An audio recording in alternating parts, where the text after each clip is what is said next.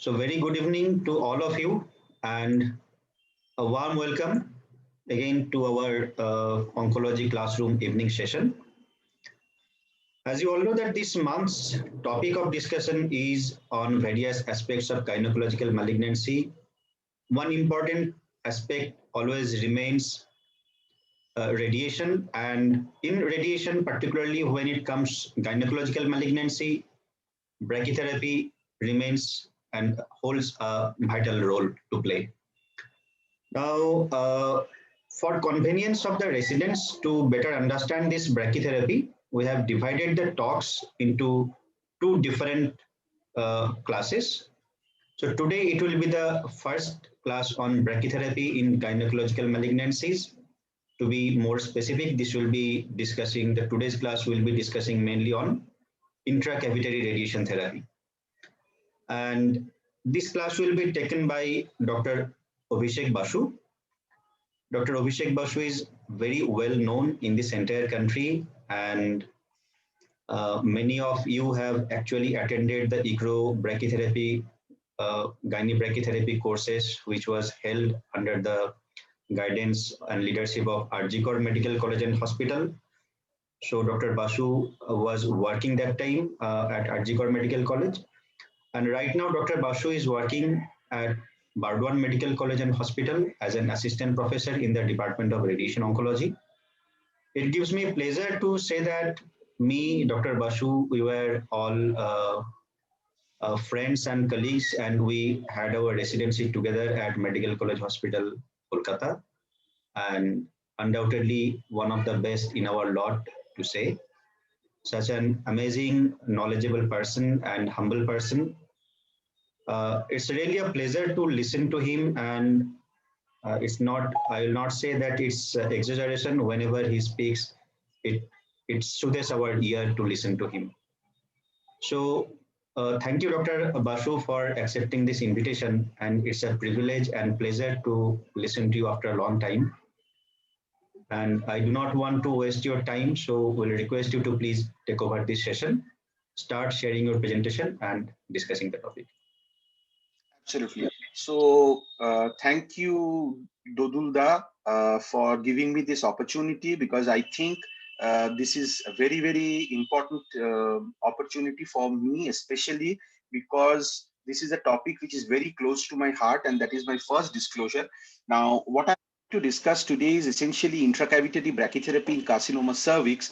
And as you will understand as we go along this presentation for the next 1 hour or so, that indeed this is something which is a very, very difficult task to do in 1 hour. So I have taken the liberty of actually choosing mainly intracavitary brachytherapy in intact carcinoma cervix. I think there's some disturbance. If everybody could kindly mute yourselves. But I'm unable to. I hope it is fine. Yes, it is fine now. So these include my disclosures. So some of the slides and the material that I'll be showing during the course of this presentation have been taken principally from the Estro Gynae teaching courses, which are organized jointly by Estro and Arroy. And I would like to humbly pledge my acknowledgements to the other Estro Gynae faculty with whom we have been very proud to work, including none other than Professor Richard Potter, Professor Kari Tanderup, Professor Christine Haimeda, and of course from India, Professor Umesh Mahan Shetty, our very beloved teacher, and Professor Jamima Swamidas, and of course to the departments of Radiation Oncology, RG Kar, and to Bardwan Medical College. And last but not the least, my sincere thanks to Dr. Dodul Mondol. We share a bond which goes back 1.5 decades, and it certainly stretches way beyond radiation oncology. So it gives me a lot of pleasure, personal pleasure, if I may add, to be a teacher in a course that he is organizing. So the discussion points for today is briefly be these the historical anecdote of brachytherapy. There is some there is some noise in the background.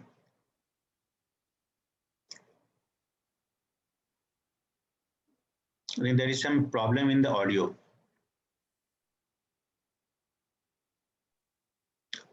Your voice is not audible. Dr. Basu, your voice is not audible.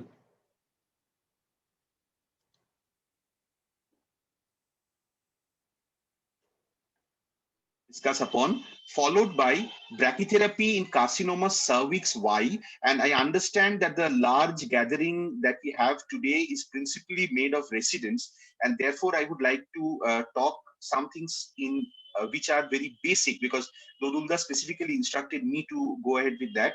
So the evolution of cervical cancer brachytherapy, which is also very, very important, the historical systems and how the modern applicators and techniques and the system of dosimetry developed.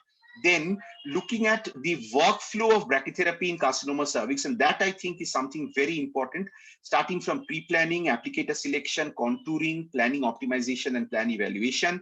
And lastly, what are the outcomes of modern brachytherapy? Because that you need to know after we've discussed brachytherapy in carcinoma cervix. The first slide that I'd like to show you is actually a very important paper that was published as an editorial in the Red Journal some time ago. And this paper was actually from Professor Kari Tanderu. And you can see here, it's a very simple paper. It looked at brachytherapy versus no brachytherapy in carcinoma cervix. And there is a clear benefit both in terms of survival and cause-specific survival. As the title of the paper is self-explanatory, curative radiation therapy for locally advanced cervical cancer, brachytherapy is not optional. The other important message that I would like to give before I go into the main talk is the question of economics. And this is important because as we unfold, you'll understand that now the domain of gynecological brachytherapy largely is image-based. And this means that there is a lot of resources involved in terms of application, in terms of imaging, in terms of logistics. And therefore, we need to know whether this is actually economically viable and that is true for any modern technology that we have. And here you can see from this wonderful paper from many senior representatives of the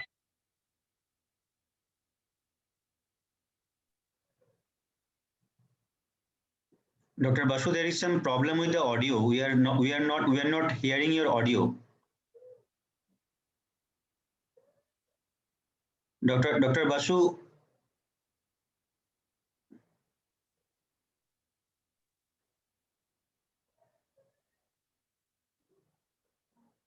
Dr. Basu, Dr. Basu, we are unable to hear you. Your voice is not. Yeah, yeah. Is it now audible? Yes. Hello. Yes, it's It's audible now now. audible. Okay. Must be some network issue. So please tell me if there is any issue. So I'll just repeat the last part of what I said. The thing is that there seems to be a financial gain, a huge financial gain at that, which you can see at the right part of the slide. Within 5 years, these patients would have contributed back almost the entire investment that was made in terms of logistics of machines, applicators, etc. So image-based brachytherapy is extremely viable. So now let us go to the next slide. What is brachytherapy?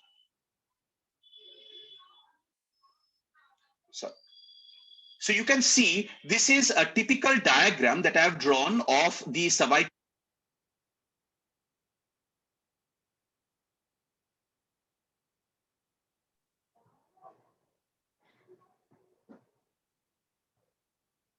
Your voice is not audible. Dr. Basu, your voice is not audible.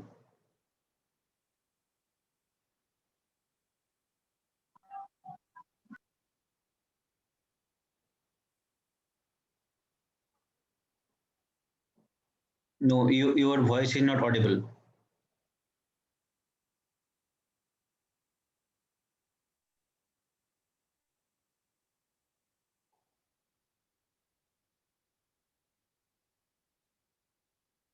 No, no, your voice is not audible.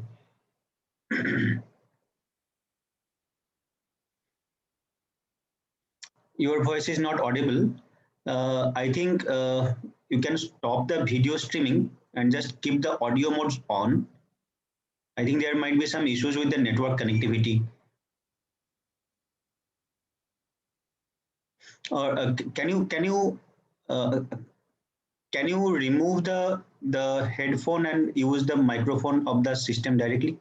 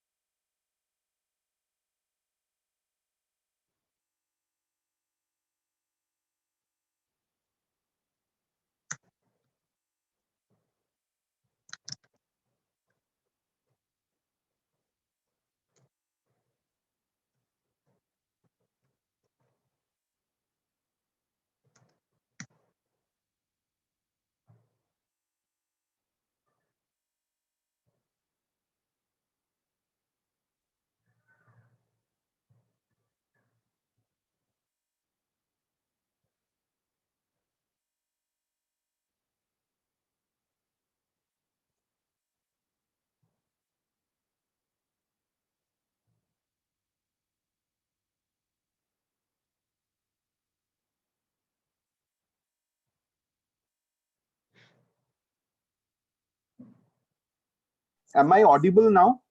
Yes. Yes. So I'm extremely sorry for the delay that happened. I think it's again due to some network issues. Anyway, I'll start from where I left. So so this is basically what I was trying to show. So if you can see this diagram, I hope my screen is now visible to everyone. Yes. Yes, okay. So what I'm trying to exactly show here is this is the dose distribution that you have with the most conformal form of radiotherapy out here, which is IMRT. And you can see that there is a clear dose gradient, which is shown in the deep red here. And in terms of brachytherapy, what you actually do is try to boost the central part of the tumor where there is maximum number of tumor cells. So typically in an intracavitary insertion, you would have a central applicator, which is called the tandem, and the two ovoids. And you would have, if the tumor is quite wider, you would have additional applicators in the form of needles to cover the lateral parametrial disease, which would then go to a distribution like this, and this would actually act as a boost to the original brachytherapy. The advantages of brachytherapy, and this I think is known to everyone, but for the residents, just to confirm again, brachytherapy conforms to the irregular tumor volumes and adds a very, very important thing in avoiding geographical miss, because essentially the applicator is within the tumor and therefore the tumor is moving. So the problem of having the volumes like an internal target volume or a planning tumor volume is not there in brachytherapy, because the tumor is essentially moving along with the applicators. However, the biggest advantage that brachytherapy has is the rapid dose fall-off, and we'll come to that again when I specifically talk about carcinoma cervix. Now, as I said, you need to then know why brachytherapy is so important in carcinoma cervix, also not only from the clinical but also from the physics point of view. And this again is a cross section of an axial image of the pelvis, which shows you here the cervical tumor, the parametria, the bladder, the rectum within the mesorectal fascia, this is the sacrum, and you have the femoral heads within the acetabulum, and you have the obturatus internus muscle out here. Now see, in EBRT, and which is classical EBRT, what we would have is a cervical tumor out here, and you would typically treat this with a 4-field technique, which is classical, and you can see these are the 4 fields, anterior-posterior, and the 2 lateral fields. Now, the problem of this approach is that in addition to covering the cervix and the parametria, significant amount of doses would also go to the bladder, the rectum, and the femoral heads, which is something which is a concern for us, because you cannot indefinitely increase the doses to this. That is also a reason why you cannot, in cervix, for example, escalate the entire dose only by EBRT. You require some form of boost, where brachytherapy is so important. Cut to brachytherapy, and here you will now have a small residual tumor after you've done EBRT. This is generally confined to the cervix, and this is just a hypothesis, hypothetical situation, of course.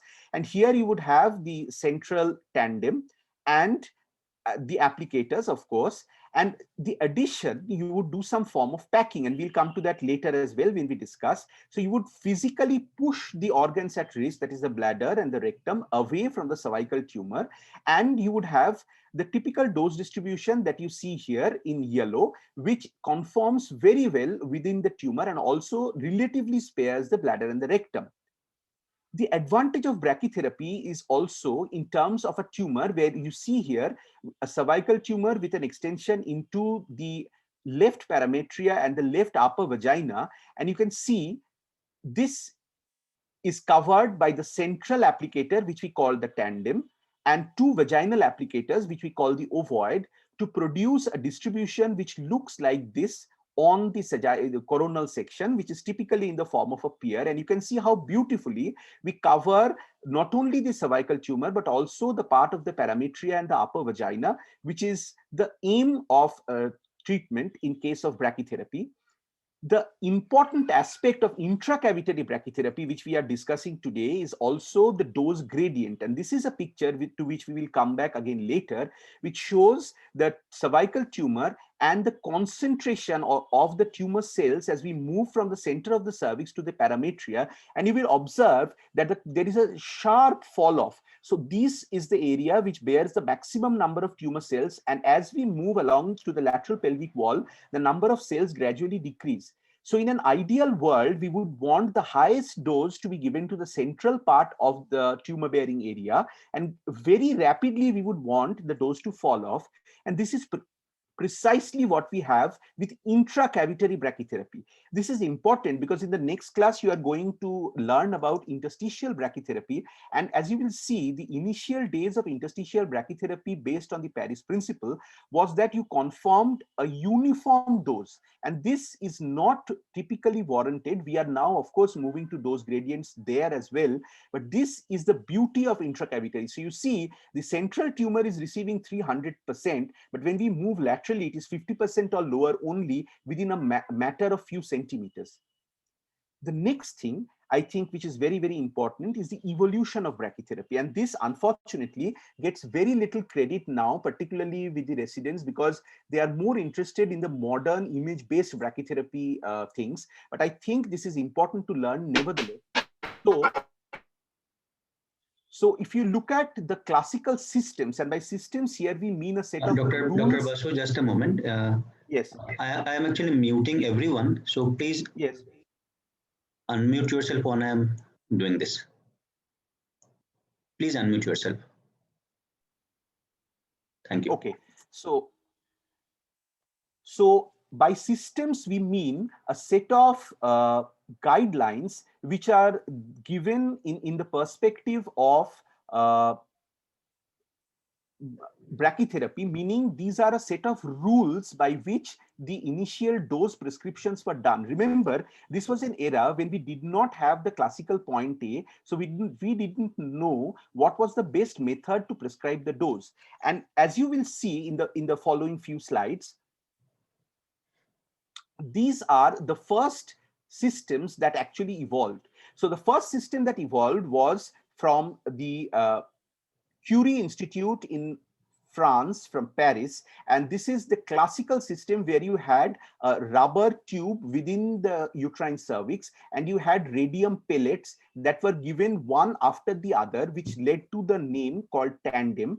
You also had the vaginal colpostats, where they were originally called colpostats, and it was seen that the dose distribution around these vaginal colpostats was in the form of an ovoid, and thereby the name of ovoid came. This is again something which is important.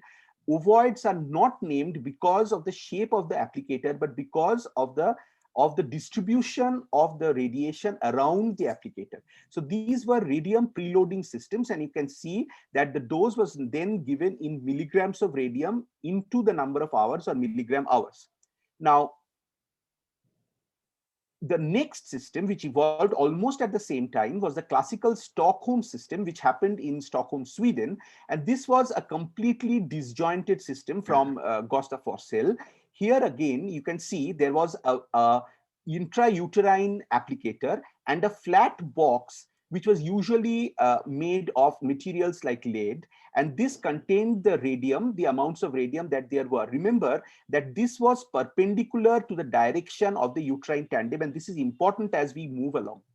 So the next system, which happened about 20 years or so later, was, and the most important one in terms of modern brachytherapy, is the historical Manchester system. And we all know about the system which evolved from Todd and Meredith. And these are the classical loading patterns of the intrauterine tube, the flange, which is the forebearer of the external os marker that we typically now have with modern applicators. And what you had were two ovoids with a spacer, or which is something which separated the two ovoids to the maximum limit so that you had the best distribution.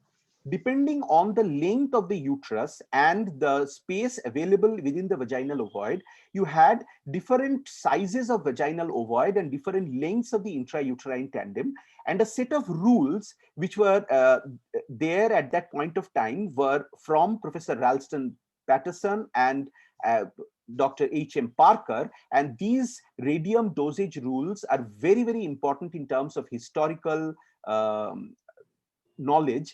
And they, because they were done at the Holt Radium Institute in Manchester, they were known as the Manchester system.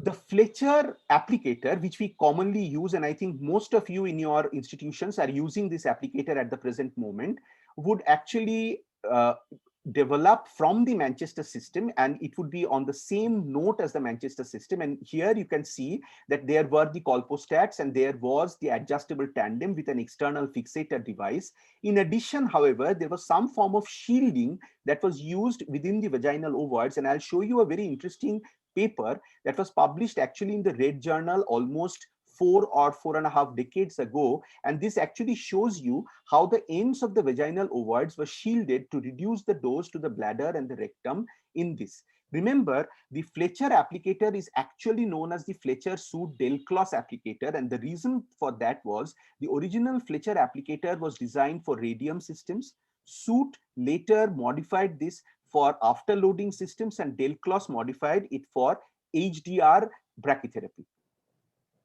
Coming to the modern applicators and how they have actually evolved from these systems is again something which I think is very, very important.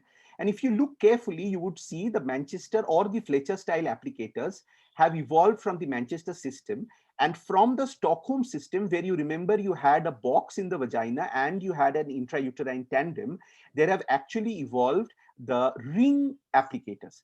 Now, the ring applicators are slightly different from the Fletcher style applicators, and this has some bearing in our choice of applicators as we go along. So I think this is important for us to remember.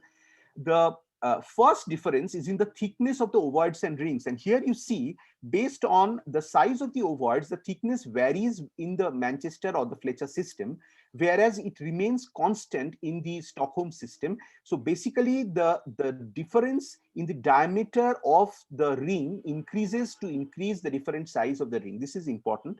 The second obvious importance is the difference in the source path orientation. So what happens in this system is that the source moves in a direction which is parallel to the cervical canal. To be very true, in the Fletcher system, it is not exactly parallel, but at a slight angle.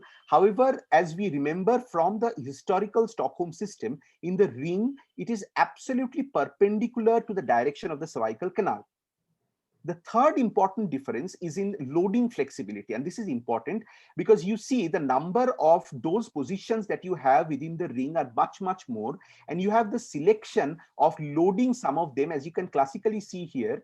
And you can understand very clearly that you can selectively not load some of the dose positions anteriorly and posteriorly, which belong to the region of the bladder and rectum. And so you have a greater flexibility in terms of choosing the optimal dose distribution, which is not available so much in the Manchester or the Fletcher system.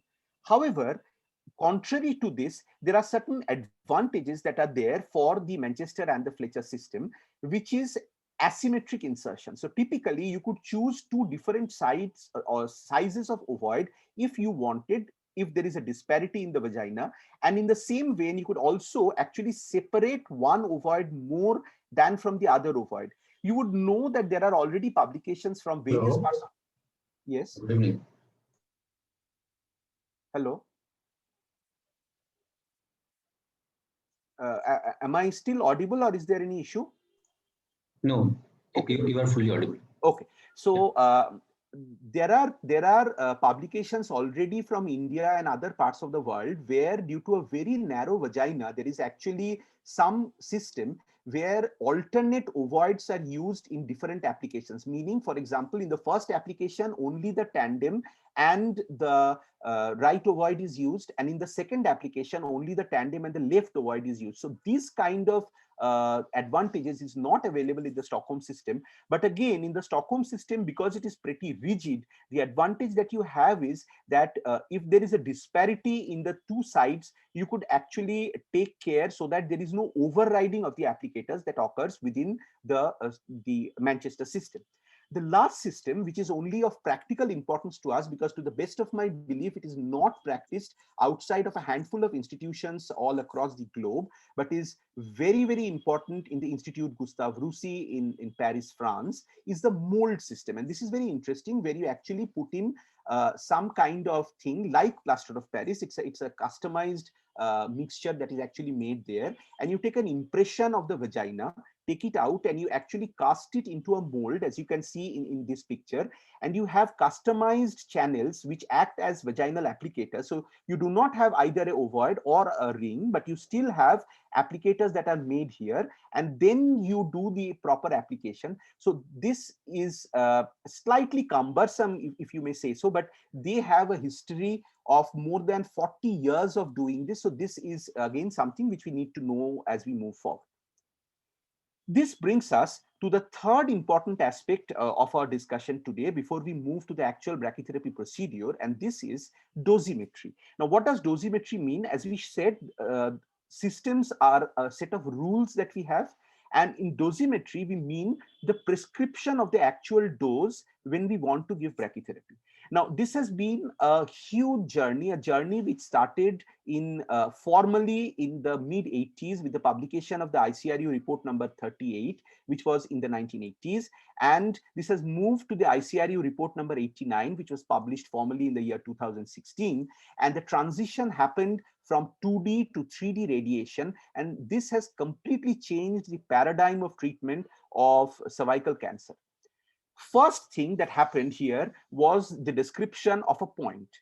And when the point was chosen initially, we knew that a point had to be in an area which was anatomically comparable, one preferably where the dose was not sensitive to small alterations in source position.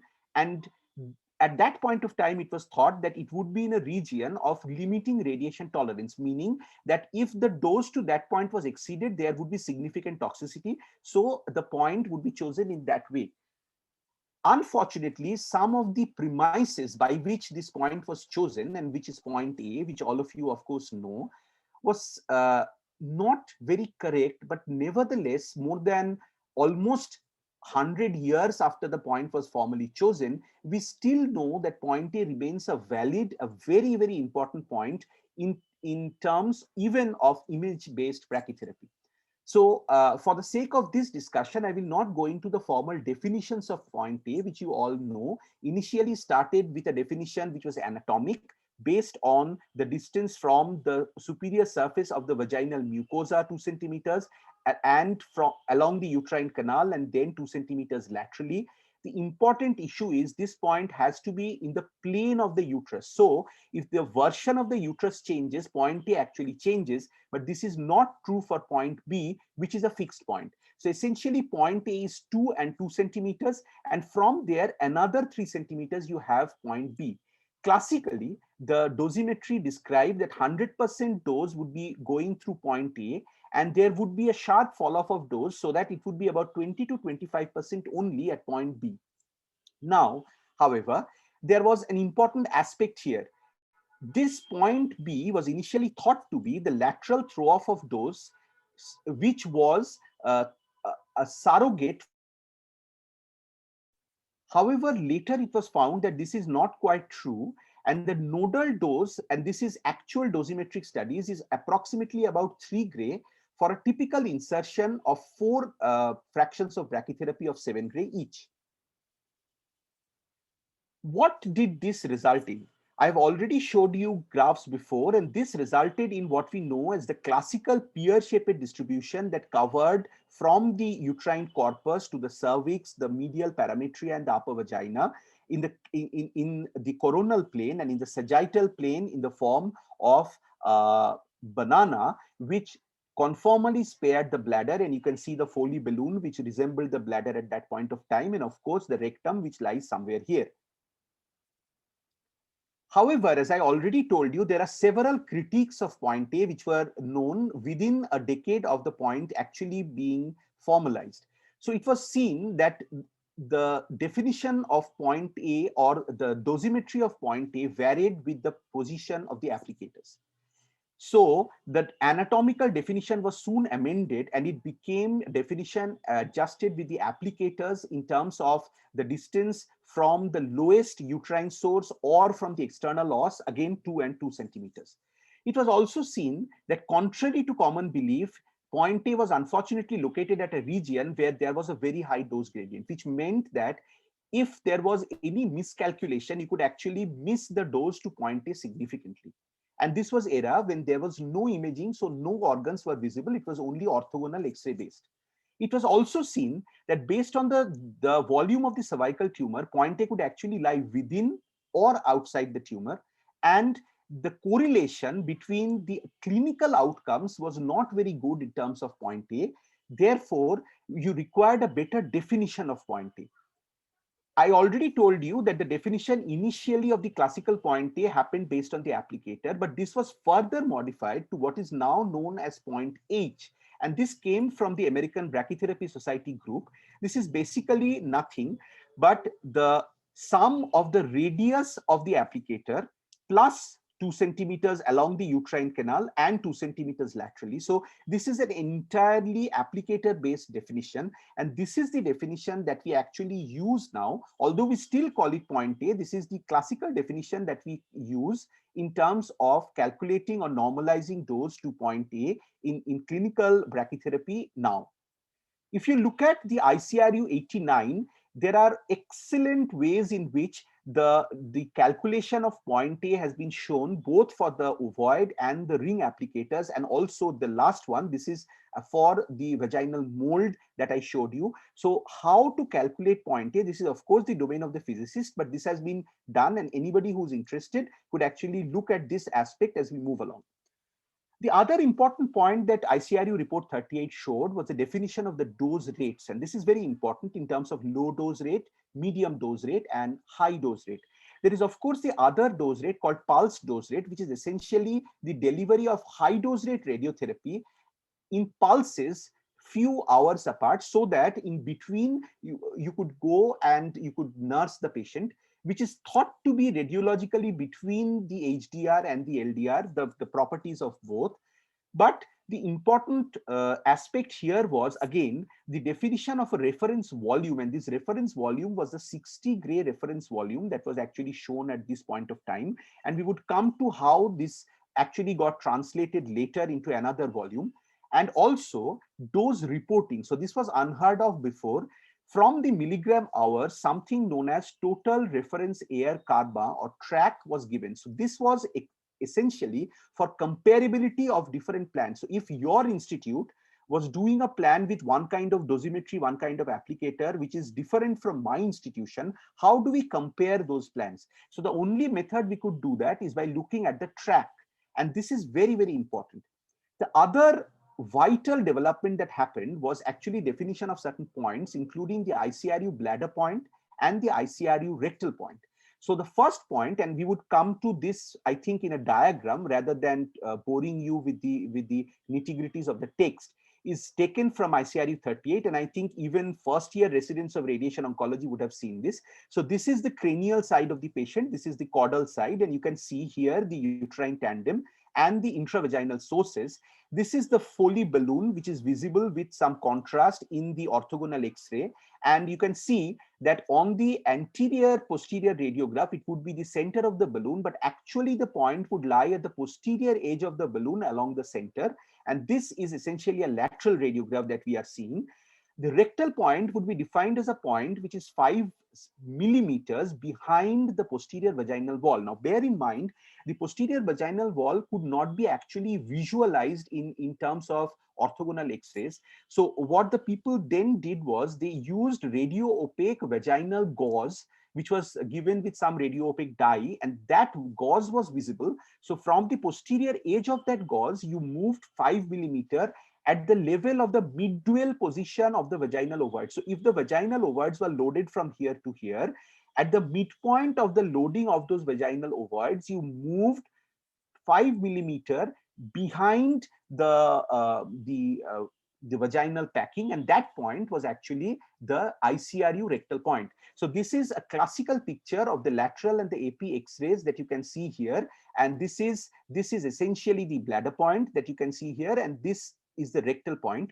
Bear in mind, it was soon found that only taking one rectal point would be erroneous. So what most institutions do, including our institution when we are doing orthogonal, although we very, very rarely do them, is that you take number of points which is cranial and caudal to the classical ICRU rectal point, and then we look at which point gets the maximum dose. The journey from 2D to 3D brachytherapy has also been chiefly aided by the publication from the gynecological J. Castro group, 4 seminal publications. The first one dealing with target concepts, the second one dealing with OAR concepts, the third one which deals with applicator reconstruction, which is very important, especially in the MR environment, and the fourth one which actually looks at the parameters of imaging. So what are the imaging protocols that are to be used for this? And remember, right from the year 2005, when the gynecological J. Castro group came out with this was essentially largely in the MR environment, but specifically in the 3D image-based environment. It is a great pride with which I tell you that India is one of the few countries who actually have an image-based brachytherapy guideline of its own. And I'm extremely proud to be a part of this publication, which came out in 2019. So this is available as a free text article, the Indian Brachytherapy Society Guidelines, and this covers all types of imaging, different applicators, different systems, including intracavitary and interstitial. And for those who are interested, I would ask you to go through this publication again. So at this point of time, I think because this is quite exhaustive, if I have the permission of Dr. Mondal, I would take a break. And if there are any pertinent questions up to what I have discussed, I would be happy to take them. Otherwise, we would move to the next part of the presentation in maybe 20 seconds. Yeah, I think that's a very good idea. If anyone having any question or confusion so far, please, you can put your questions in the chat box.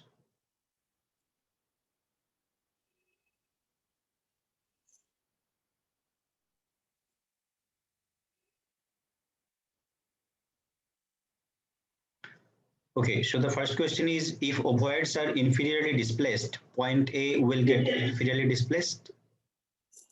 Absolutely. So I'll come to this question with a practical diagram very soon. So just hold on. The next question. Right, the next question is point H. Can you please explain this? Correct. So point H was a concept H, that was the next given. question is point P. And then do we have internal shielding in modern applicators? I think these 4 questions should be sufficient as of now. Okay, great. So the point H and point P concepts are again taken from the initial concepts of point A that I already talked about. So essentially remember, and this is the reason why ICRU 89 takes away all these different points, because there is also something called a point M, there is something called a point A1 and A2. And the basic idea that I would like to give all of you is that there has been a paradigm shift from the anatomical to an applicator-based definition of point A. So remember that essentially what we are now trying to look at is to move from the center of the applicator to the radius of the applicator, And from there, 2 centimeters along the uterine canal and 2 centimeters laterally. So it's an entirely applicator based definition. So you move the radius of the applicator to the surface of the applicator, which is essentially ideal situation. It should be at the level of the external os. And from there along the uterine tandem, you move 2 centimeters and laterally 2 centimeters in the plane of the uterus. So that essentially is your point A. The confusion of different points, as I already talked about, should possibly not be there, because this complicates matters a lot. And what was the last question? It was, I'm sorry, could you just repeat the last question that we had? Yeah. So the one question was point H, the second one was point P. Point P. So yes, and then? And then do we have internal shielding? And one more, yes. Currently, where do we prescribe those in point H? Okay. So as I again talked about, and I think it is better that I just move few slides back, if it is possible. Actually, there seems to be a little problem with my mouse anyway. So I'll try to, I'll just escape the presentation, so it will be easy to move.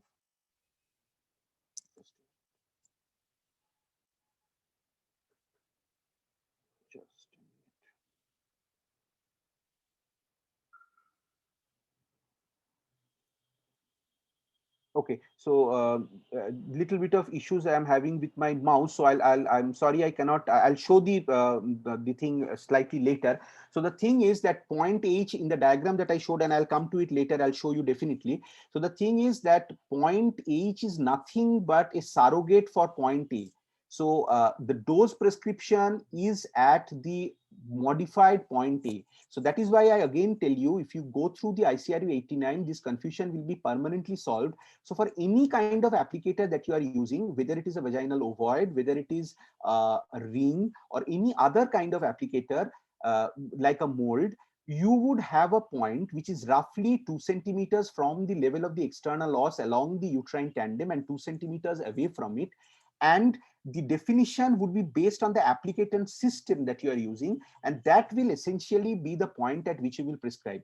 There are different institutions and different organizations that have named this point differently, but essentially this is the surrogate for point A, where we are all prescribing the dose. Okay, I think then we will move to the next part of the presentation now. Yes, please. Yes. Okay, so next part is basically regarding the workflow of brachytherapy, and this is very important because we need to understand how we will move, and I will show you in one particular diagram how the difference is between 2D and 3D brachytherapy.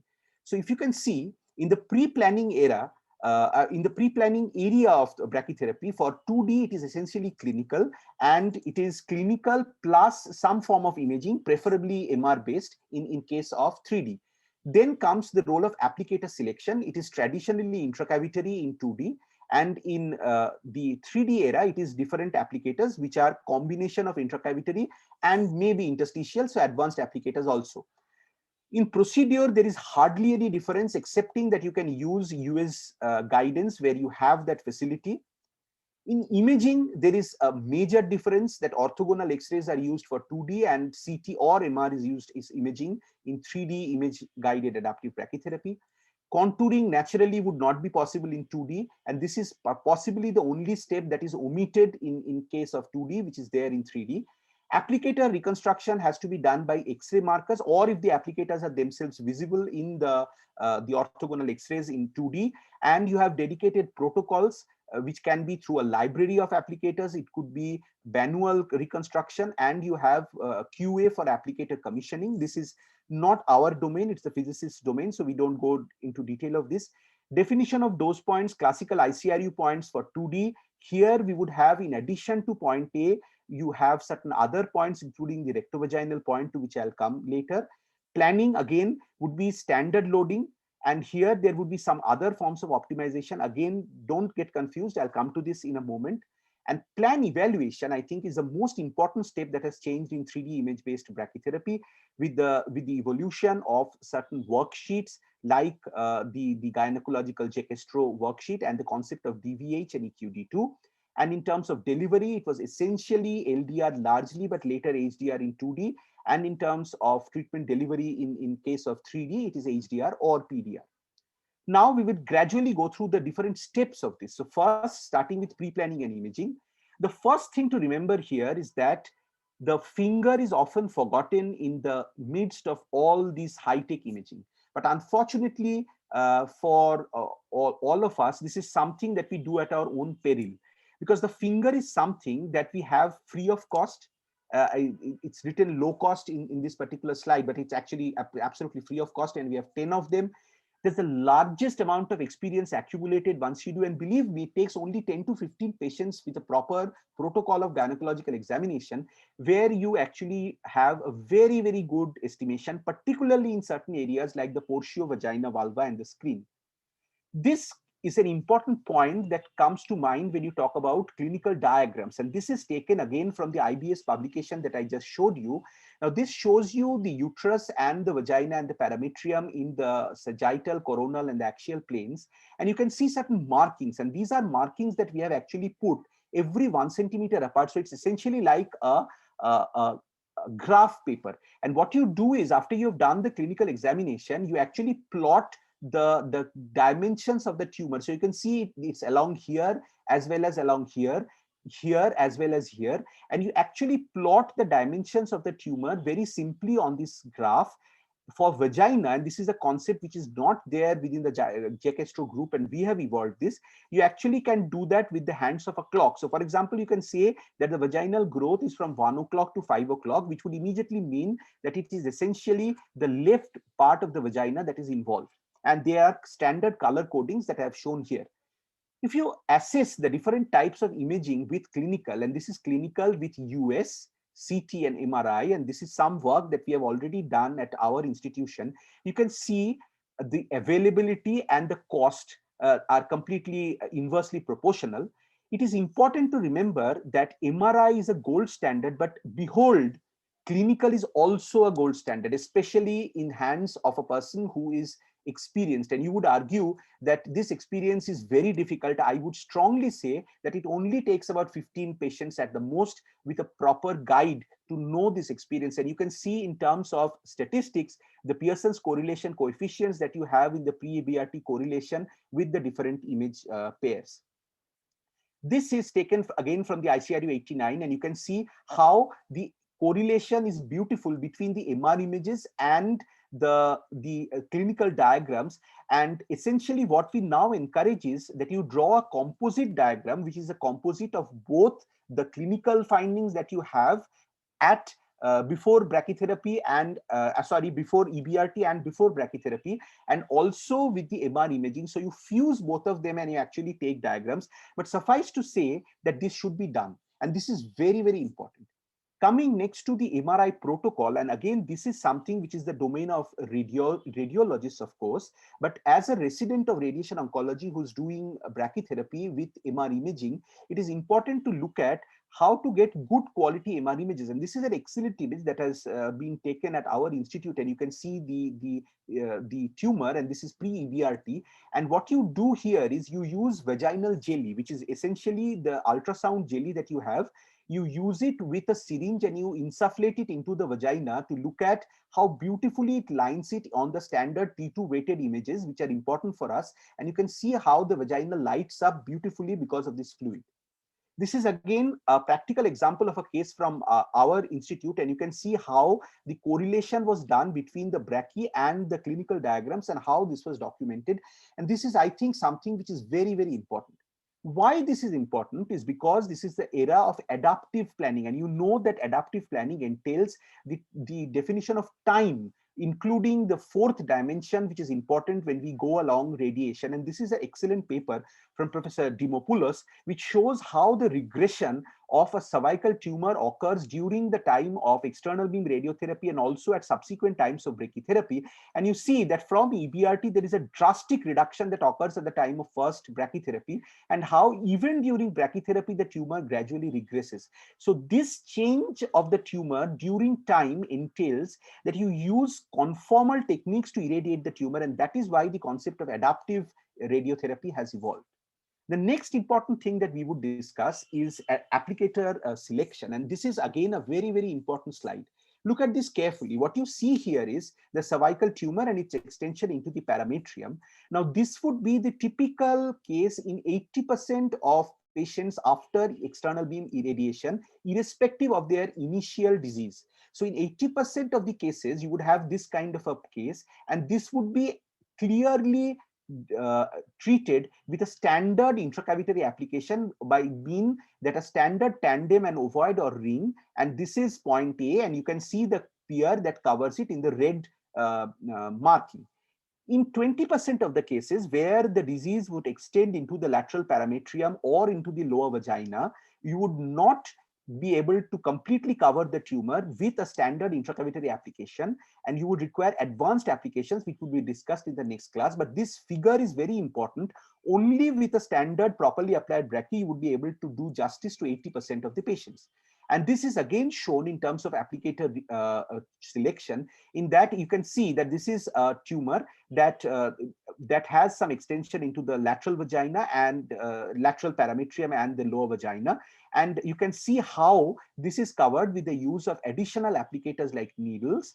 And sometimes these needles could also be at an angle, which is there in applicators like the Vienna type of applicators, which are in terms of the advanced MR-based applicators, which are now used, and there are very few centers in India which have actually got these applicators. Coming to the third part, which is the brachytherapy procedure, and I think this is something that every one of you would actually know, but I would just look at some important highlights of what is important in terms of practical tips and tricks. So ideally, the patients should have an admission, and I'll tell you why, because there could be issues where the patient would actually require admission. It is better to reserve a bed, particularly in the corporate sector sometimes, and also sometimes in the government sector where there is a scarcity of beds. So ideally, it should be done under anesthesia. So you take the anesthesia fitness, and which is mandatory, and unfortunately, I would say seldom done, is a pre-brachy audit. So before you go on for brachy, you look at the imaging and you look at the patient and the initial imaging, and you select the applicator, because you do not want a situation where you have 6 brachy insertions in a day and you have 3 or 4 applicators and you do not have the appropriate applicator for the appropriate patient. The preparation of the bowel and the parts is important, especially with agents like Bisacodyl and Festal. And on the day, you should at least have some amount of fasting and take a consent. And this is a brachy suit, again from the RG Kar Medical College, where you can see that in addition to the beds, you have in room a C-arm machine where you can actually check the position of the applicators if you want before imaging. Ideally, in situations where you have it, you can have an intra-room USG machine as well, but unfortunately, very few centers actually have that. This is a tray of all the possible instruments that you will get for the applicators, including the applicators and the various tandems and the ovoids. And this is a tray actually, which is almost similar to this tray, which you require for applicator removal. And I'll come to this in just a moment. So the actual procedure starts with anesthesia. You put the patient in lithotomy position, then you do the draping and a clinical assessment on table. And this is mandatory in spite of doing an MR imaging. At the time of brachy, you need to do a glued gynecological examination after you have done the bladder evacuation. And for bladder evacuation, in addition to the Foley's catheterization, this is something that I think you should definitely try using. This is an Aseptus syringe, which is nothing but a negative suction syringe that you use after the Foley catheterization to suck in the remaining urine that is there. It costs barely around 100 odd rupees, and I think this is something worth it.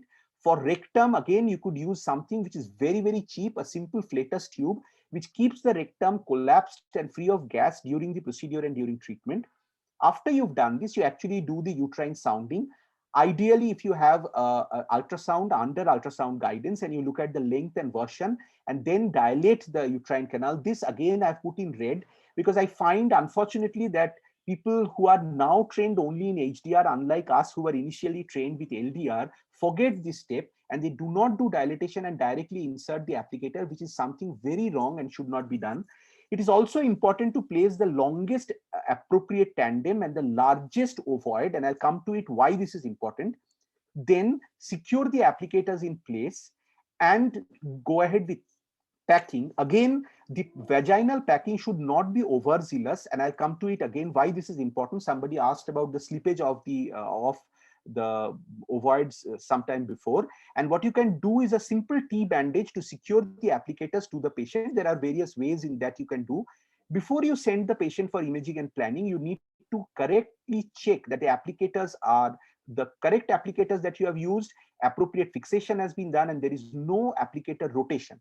Now, coming to the aspect of the longest tandem and largest ovoids, this is, I think, a self-explanatory side. So this is an ideal application where you have the longest tandem and the largest ovoids, and you have an ideal pair. But if you look carefully at this aspect, you have used a suboptimal tandem, and thereby what happens in the red part, you can see that you have a flattened pair distribution. So this is not ideal, and this part of the uterus or the upper cervical tumor is not adequately covered.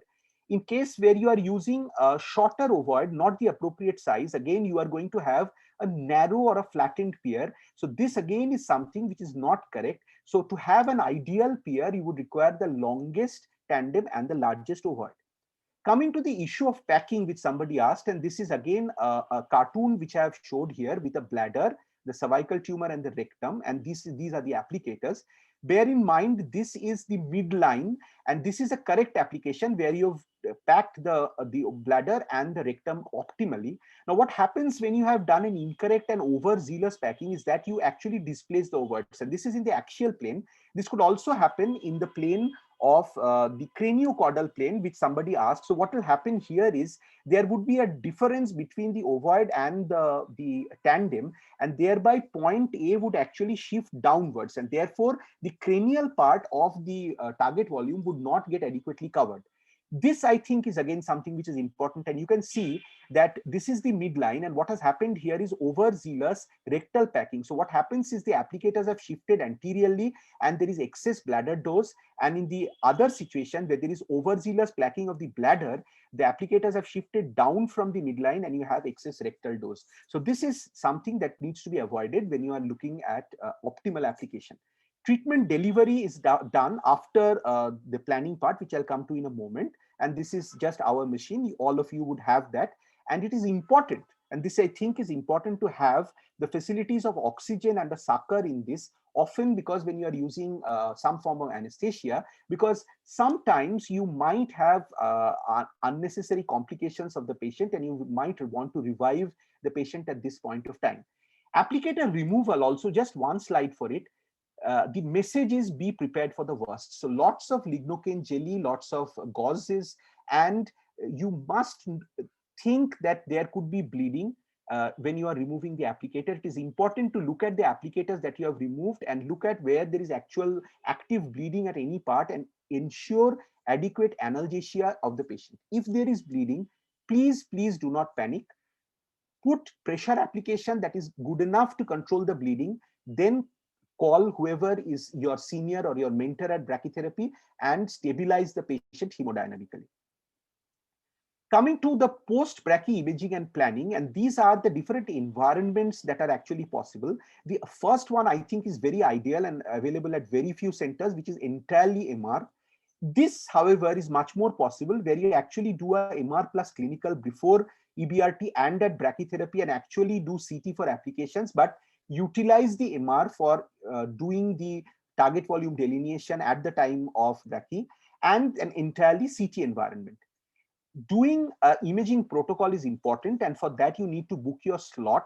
If you are doing CT, you need to do a bladder filling with dilute contrast, and I typically use 1 cc of dye with 19 cc of water, so that gives an excellent contrast to the posterior edge of the bladder. And you can also use an arterial phase CT contrast, which gives a tumor blush that you can see here, which gives excellent delineation for contouring the target volume if you so wish.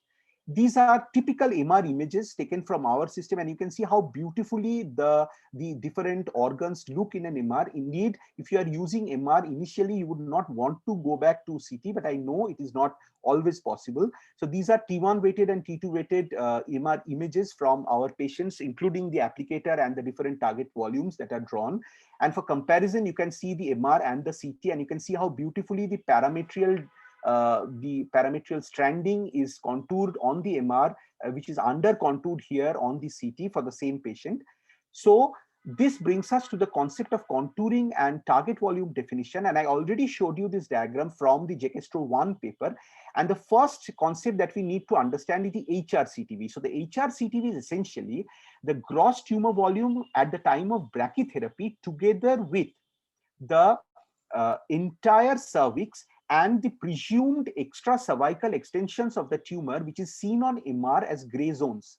Now, to show what it is exactly, you can see here the concept of the HRCTV, which is shown here. So this is the GTV, which is a small residual tumor, and the entire cervix together with it is the HRCTV.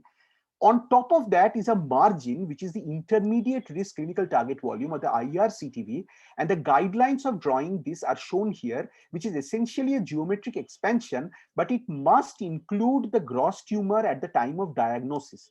So it is important to remember that the HRCTV is related to the GTV at brachytherapy, and the IRCTV is related to the GTV at the time of diagnosis. And this is very, very important. It's not simply a geographical expansion of the HRCTV on the IRCTV.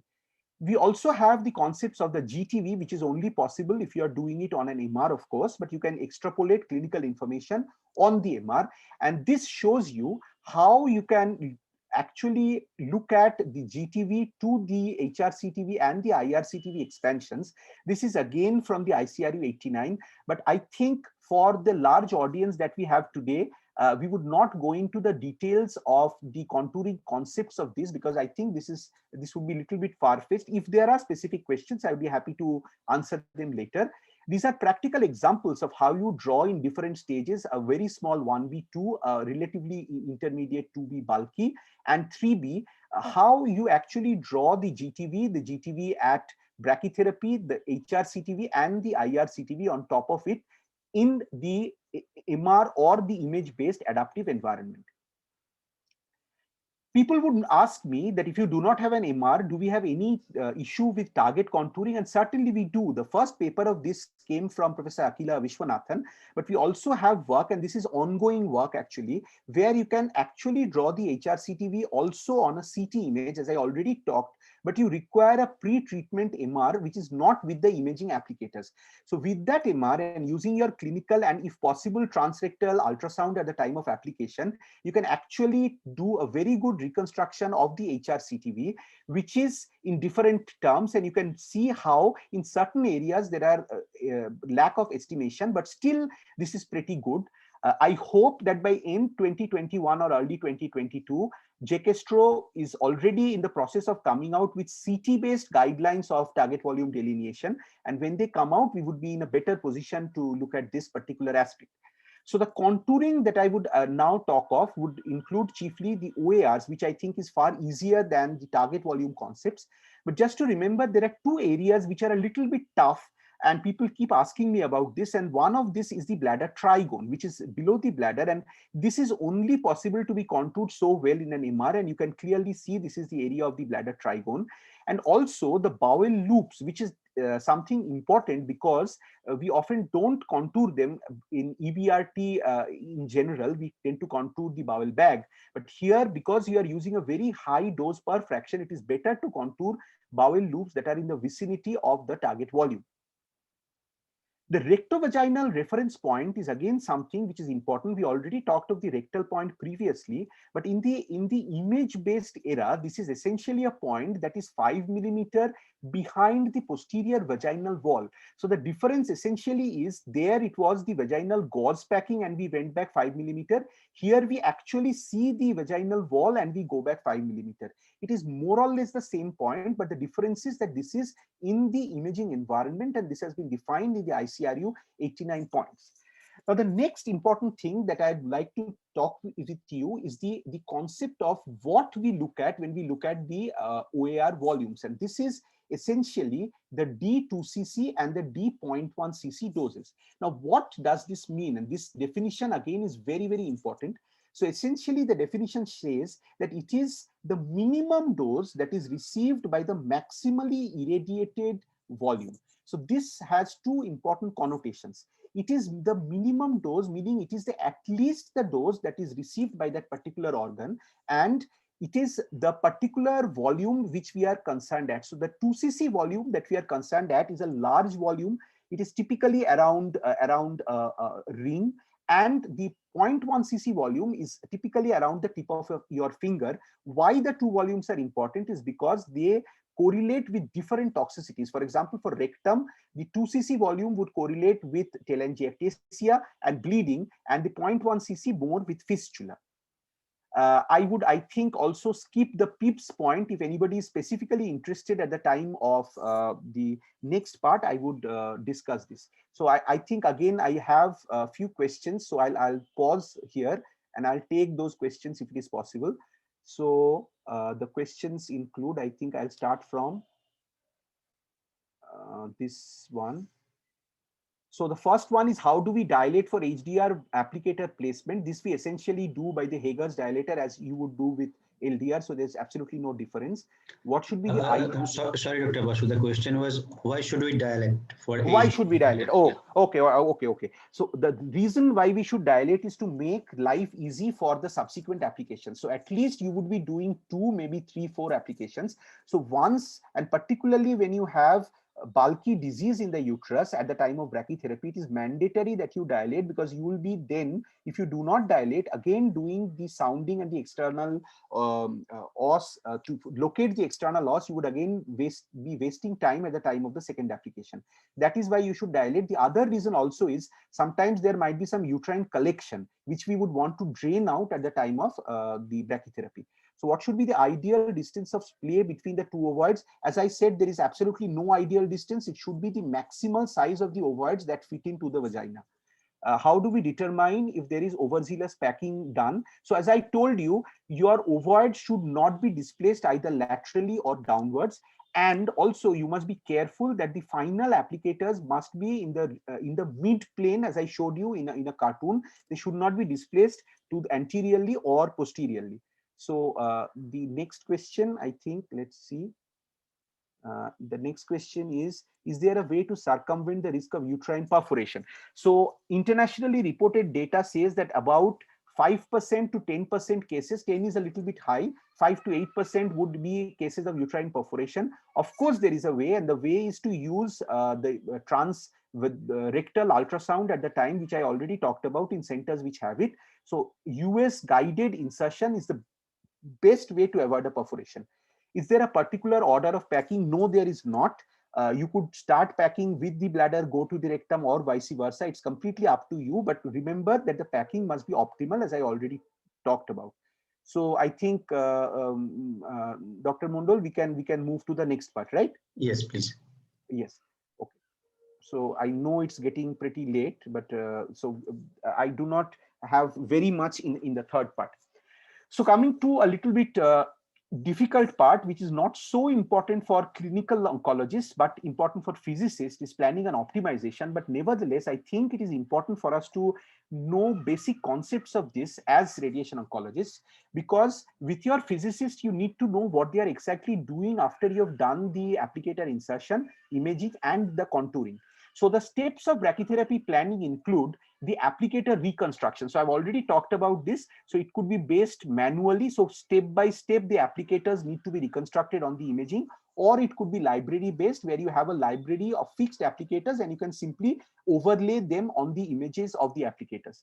After that, you look at standard loading. And what does standard loading means? This means the historical times of loading that have come from the systems that I talk about. Essentially, the Manchester system is the one which is most commonly used. So you have set loading patterns that are used in most of the institutions. This is completely up to the institution that you are working with. There are no fixed systems.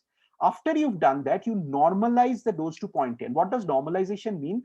That you actually prescribe the dose to a particular point, and this is point A, as we have talked so many times before.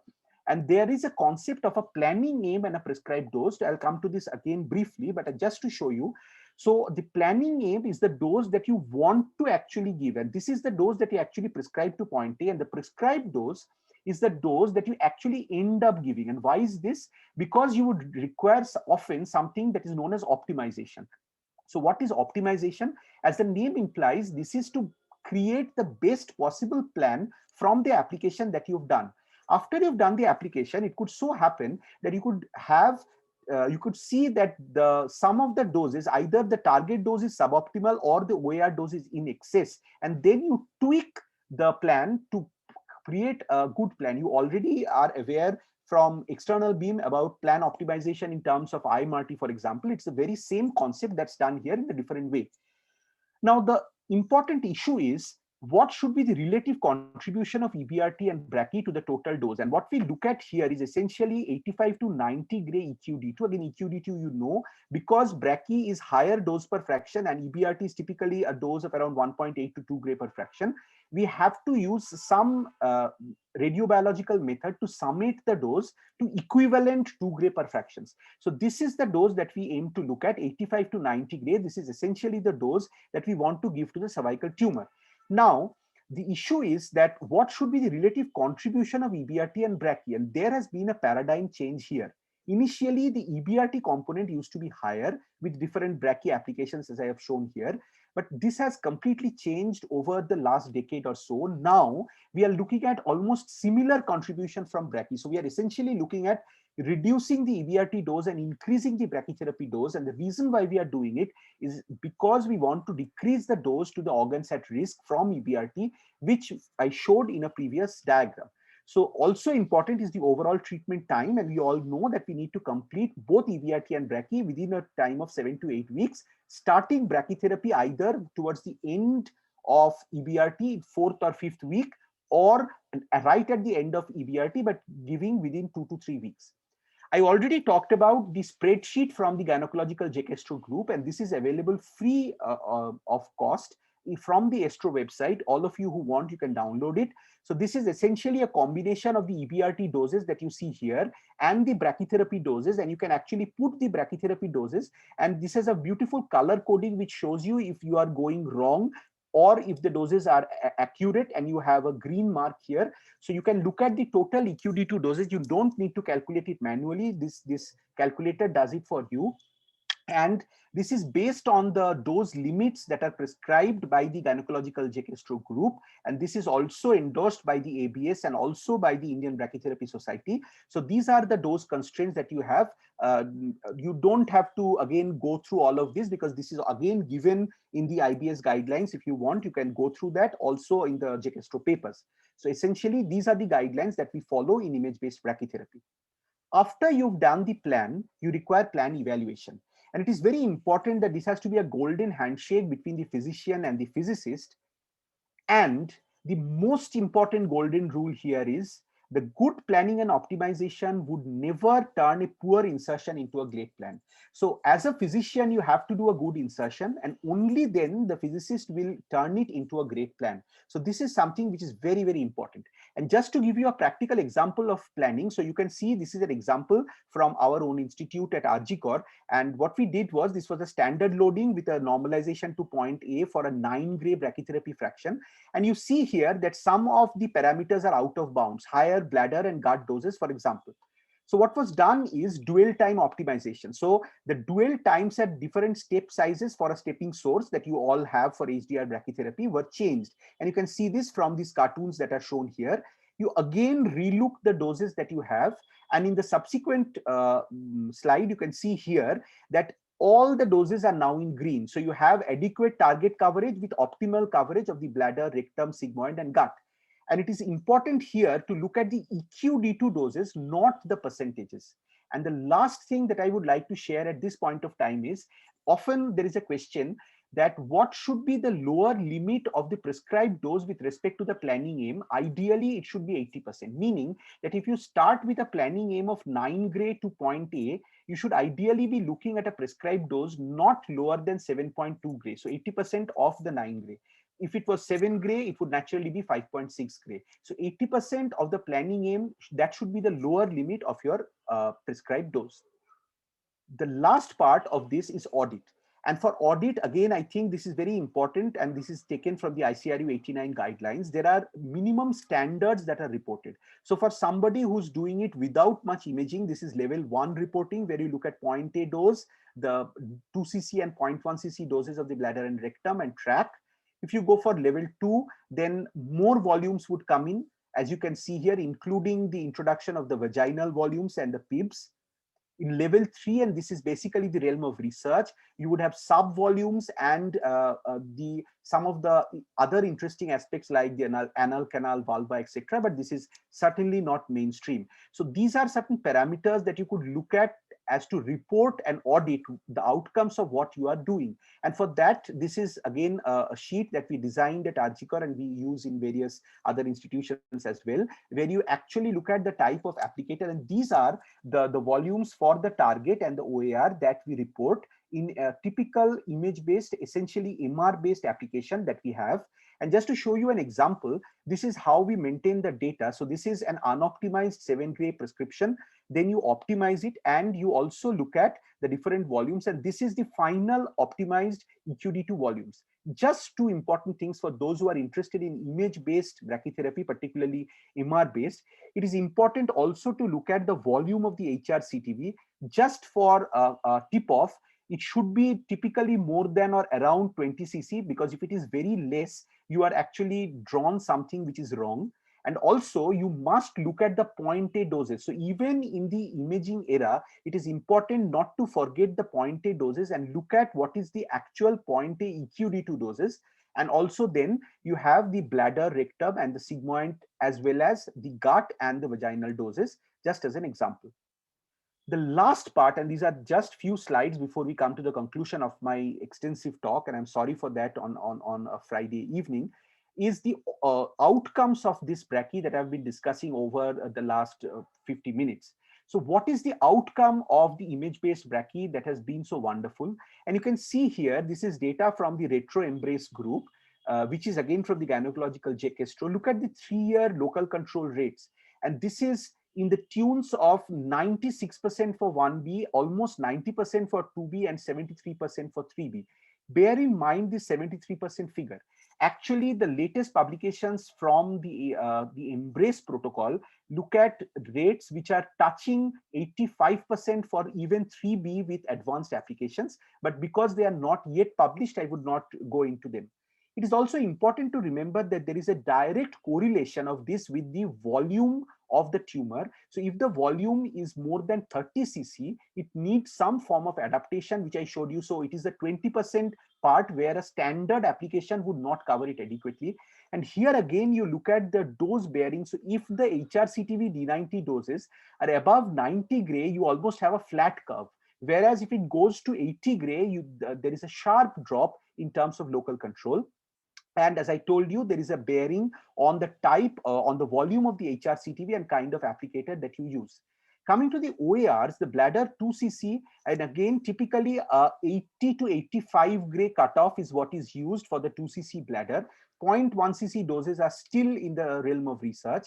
And for the rectum, we are increasingly asking people to lower their doses. So for example, at Arjikar, we started with 75 gray EQD2 for D2CC, but we have now lowered it to 70 gray and below. And there seems to be somewhat, and this is again not published data, but there seems to be some correlation even for patients in India versus Europeans. Indian patients probably would also have a slightly lower threshold in terms of the rectal tolerance. So bear this in mind when you are contouring. Also the sigmoid. So just to show you some data that we have at Arjikar Medical College, and this is with a pretty robust follow-up, as you can see, and good number of patients. So the actuarial local control, and this is all comers, was about 80% in terms of local and regional failure, with a 2.7% toxicity of the bladder, which all of which was grade 2, and rectal toxicity of only 3% grade 3 and about 6%, so totaling about 10%. This is very much in tune with the data published from various places around the world. Just to show you, and there have been publications that I am aware of, both from TMH and PGI Chandigarh, which have looked at this image-based brachytherapy and with excellent results that are there. I talked about overall treatment time, and this is important to give you a message why this is so important. So this is a very, very important slide to tell you. 1 week extra of overall treatment time actually shaves off 5 gray from the dose that you give to the HRCTV. And this means roughly a 2.5% decrease in local control. So you can understand why you should try to complete the entire brachytherapy within time. So you are reducing 5 gray or 2.5% in terms of local control. And how you can do that is by doing, in terms of EBRT, doing a simultaneous boost, if particularly if they are nodes, and starting brachytherapy early. You may start it in the last week of external beam, or you may start it just after the external beam. And this, I think, is one of my last slides, just to show you why brachytherapy is such a superior modality of treatment for cervical cancer. This is an excellent article which actually compared image-guided brachytherapy MR-based with conformal IMRT boost, and also, strangely, intensity modulated proton therapy, which is the new buzz kid on the block. So they actually looked at the distributions of, and you can clearly see that brachytherapy is the winner. So this tells you that even in the era of particle beam therapy, brachytherapy is an absolute winner. I have told you over the last hour that there are challenges that need to be looked at when you look at the commissioning of a image-based brachytherapy system, both in terms of manpower, training, equipments. You require certain time, particularly when you want to do a gynecological examination along with MRI, document that with your clinical drawings. You need to have a learning curve in terms of the brachytherapy application, learn contouring, especially from MR, and try and encourage your physicists to use the spreadsheet that I showed you. And lastly, document and audit what you are actually getting. And there is a learning curve in that. And you can, believe me, involving your other colleagues, you can look at this in a very positive way, especially if you are fortunate enough involving your radio diagnosis guys to tell you how to contour on MR. And believe me, with a learning curve of 10 to 20 patients, it is not at all something which is very difficult. So there's a lot of inhibition that goes along, but I hope after this class, this would end. And just to say that AROI ASTRO courses are a long way in looking at this. So these are 4-day courses, and this is from Rishikesh in 2018, and in 2019, this is from I'm sorry, this is from Rishikesh. The earlier one was at Lucknow. In 2020, we'd had it at Tata Memorial Hospital in Mumbai. And it gives me great pleasure to tell you that the next course, which was not held because of the COVID pandemic, would actually happen early 22 if everything goes well in Kolkata. So I welcome all of you for that course, and I thank you for giving me a patient hearing. Thank you so much, Dr. Abhishek, for this excellent presentation. And I know it does not need any special mentioning the fact this number of participants still listening to you at this odd hour says it all. Couple of questions at the end. The first one is, if one patient defaults after EBRT and comes back after a while, then, or does not get chemotherapy for some reason, then how to overcome that? Do you escalate the brachydose, or how do you do that? Correct. So this is a situation that we often face. So there's no easy answer to this. The thing that should be done is, supposing if the EBRT has been interrupted in the later part of the EBRT, so the patient has received around 40 gray to 45 gray at least, so around that, it is better not to prolong the EBRT and do a gap calculation in that. It's better to escalate the dose using brachytherapy. But please remember that particularly, and I say this because this is often happening with the COVID pandemic, that the patient has actually received EBRT and then come back after 3 months with brachytherapy, for brachytherapy. So there's no easy answer to this. You have to discuss with the patient that the outcome in terms of local control is not going to be optimal. And if the patient has had a very good control to EBRT, you can still perhaps on a case-by-case basis go and do the brachytherapy application. But in those extreme cases, I would not suggest escalating the dose. So you go ahead with a standard brachytherapy, but it is something that is better prevented than cured. There's two important information to share with all of you. The next class on this part 2, which will be on interstitial brachytherapy, will be on Monday. And I'll share the link according to, it's a recurrent meeting, and you can anytime access it with using the same link and password. Dr. Sushobhar Banerjee will take that. And as the last slide was on outcome with modern technology, there's an interesting debate on this Wednesday, which will be on outcome in cervical cancer with modern technology, whether it's just a gimmick or it's a reality.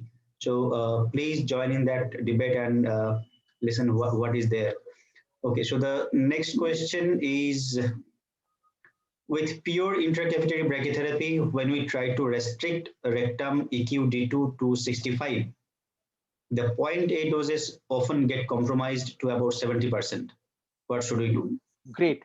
So the issue is that the point A dose for, and this is again not published data, but I am sharing it to you because this is data that has been obtained from the gynecological JKstro group. So the point A absolute doses in terms of EQD2 should be excess of 75 gray if this is a 2B patient. And if it is a 3B patient, we should look at something in the tune of 80 to 85 gray to point A. So at least above 80 gray. So if you are getting a dose around 70 to 75 gray, and please, before we move, I think I need to again warn you that do not use percentages. Look at the absolute doses. This is something that I am harping on again and again. So if the absolute doses to point A, and you can calculate that in the spreadsheet as much as you can do with rectum. If the absolute doses are in the range of 70 to 75 gray for a 2B and in the range of 80 gray plus for a 3B, you are still comfortable with the optimal application. If you find that the dose reduction is not possible to the OARs with adequate point A doses, again, then you would be requiring advanced applicators. So for reduction of OARs also, you can sometimes require advanced applications, which I think Dr. Sushobhan will discuss in the next class. The next question is, what is 60 gray reference volume and what is its relevance in ICRU 89? Correct. So I think this is again something which is very, very important. So I actually missed it. Thank you for pointing this out.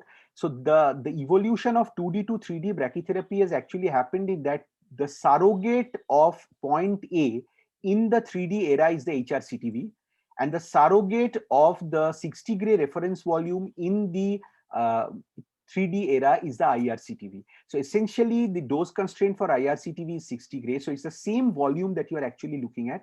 And in terms of HRCTV, the surrogate is point A. So the transition has been from point A to HRCTV and from 60 gray reference volume to IRCTV. We are essentially beating about the same bush. The last question, I think we should end after this. Yes. Is I think regarding the D2CC. D2CC, and what do you mean by minimum dose received by maximally irradiated volume? Correct. So I'll try to be as brief as possible. So the thing is, the definition is a little bit complicated. So it's the minimum dose by the maximally irradiated volume. So what do I mean by this? Let us take a practical example. Say it's a D2CC volume of the rectum. Now, what am I talking about in this respect is that the D2CC is receiving a certain dose. Now, you would find that if this dose is say 60 gray, within this volume, there would be certain areas that are actually receiving a higher dose. Because the D2CC, for example, is made out of 20 subvolumes of 0.1 cc. Now, some of the 0.1 cc's would actually be receiving a dose in excess of 60 gray. So when I'm talking of the D2CC dose, it is the minimum dose of all these 0.1 cc volumes that I'm talking about. So this is the most important part. The volume of tissue that is getting irradiated, maximally irradiated volume, the minimum dose. So here by minimum, what we actually try to look at is at least the dose that is being received by that particular volume. So within that, you would have sub volumes that would actually be receiving higher doses. That is why the minimum concept is given. Thank you so much, Dr. Abhishek, for this wonderful class. And we hope to listen more from you in future. And Friday nights are actually best to listen to such classes because most of the people will have a relaxation time the next day. Thank you so much. I think Friday nights could be spent in much better ways, but nevertheless, life during pandemic is changed. Exactly. But thank you so much again for giving me this opportunity, and for all of those who stayed so far through the night to listen to this. Thank you so much. Yes, once so again. the last question, if you have further questions, can you email sir for the same? I think Dr. Abhishek will be happy to answer your questions. Absolutely. So, I'll Yes. just put my email ID out here. Thank you so much. Thank you so much. Good night, and good night, everyone. Good night and thank you.